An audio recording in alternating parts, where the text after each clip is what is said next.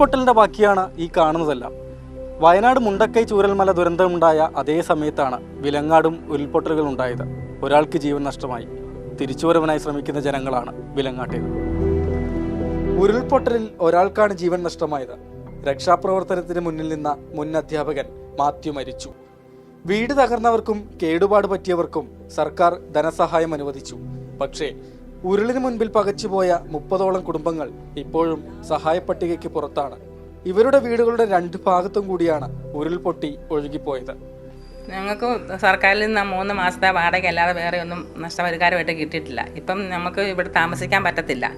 വാസയോഗ്യമല്ലെന്ന് അവർ പറയുകയും ചെയ്തു. ഞങ്ങൾ 2 സൈഡിൽ കൂടെ ഉരുൾ പൊട്ടിപ്പോയി. ഞങ്ങൾ 2 സൈഡിൽ നടുക്കുള്ള സ്ഥലത്താണ് ഞങ്ങൾ താമസിക്കുന്നത്. ഞങ്ങൾ പേടിച്ച് ജീവൻ പണയം വെച്ചാൽ ജീവിക്കുന്നത്.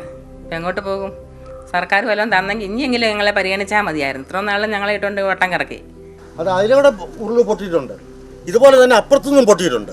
ഇതിൻ്റെ 2 ഉരുൾപൊട്ടലിൻ്റെ ഇടയിലാണ് കുറച്ച് കുടുംബങ്ങളാണ് ഞങ്ങളുള്ളത്. ഒരു 10-30 കുടുംബക്കാർ. അതിന് ഇതുവരെ ഗവൺമെൻറ് തിരിഞ്ഞു നോക്കിയിട്ടില്ല. ഇനിയുണ്ട് ഒരു 2-3 മാസത്തെ വാടകയും ഞങ്ങൾക്ക് കിട്ടാൻ. ഇനിയെങ്കിലും ഇതിനൊരു ശാശ്വത പരിഹാരം സർക്കാർ തലത്തിൽ ഉണ്ടാകണമെന്നാണ് പറയാനുള്ളത്. മഴ ഇങ്ങനെ പെയ്തുകൊണ്ടിരിക്കുന്നു. അവിടെ ഉരുൾ പൊട്ടി നേരെ ഇവിടുന്ന് കൃത്യം വേണ്ടത്.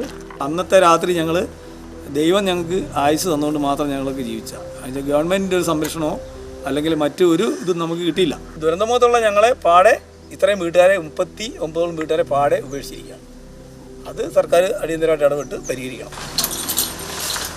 ഇനി ഇവിടെ താമസിക്കാൻ പറ്റരുതെന്ന് എല്ലാവരും പറയുന്നത്. പക്ഷേ താമസിക്കാനും പറ്റിയാൽ അവരെ ഗവൺമെൻറ് സഹായം നമുക്ക് ചെയ്യുന്നുമില്ല. പിന്നെ ഇനിയിപ്പോൾ നമ്മൾ എന്ത് ചെയ്യും എന്നുള്ള ഇങ്ങനെ ആലോചിച്ചിരിക്കുന്നത്.